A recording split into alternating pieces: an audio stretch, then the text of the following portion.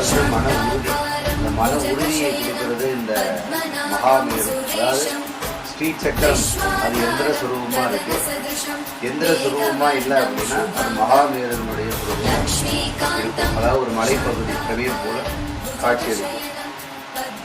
இந்த பிரமீர் வைக்கிறதுனால என்ன அப்படின்னா நிறைய பாசிட்டிவ் வைப்ரேஷன், நல்ல அதிர்வலைகள் ஏற்படும். தொழில் செய்யக்கூடிய இடத்துல இந்த மகாமேரு பூஜை வழிபாடுகள்லாம் யாரெல்லாம் செய்கிறாங்களோ அந்த தொழில் ஸ்தாபனமானது மென்மேலும் அபிவிருத்தி அடையும் அப்படிங்கிறது இன்னும் சாஸ்திரத்தில் சொல்லப்பட்டுள்ள ஒரு உண்மையான விஷயம்.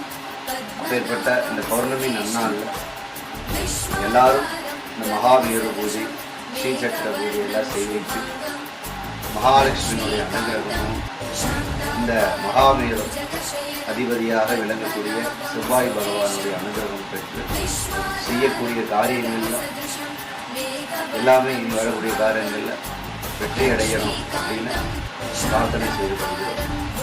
ஓம் தினம் ததேவா, தாராபலம் சந்திரபலம் ததேவா, வித்யாபலம் தெய்வபலம் ததேவா, லட்சுமிபதேஸ்க அந்திரியபலம் ஸ்வராதியஸ்ய கரிஷ்ய மானஸ்ய கர்மணः நிர்விக்னேன பரிதமாவ்யர்த்தம் விசேஷதः சுபதிதோ மகாதேவ சுரவதஸ்யாம் சதி வஸ்திராலயானாம் வி கோதிஸ்நாம அலங்கத்யா விசேஷதः பௌர்ணமாஸ்யாத் சுபதிதோ ஸ்ரீ விசேஷதः மகாமேரு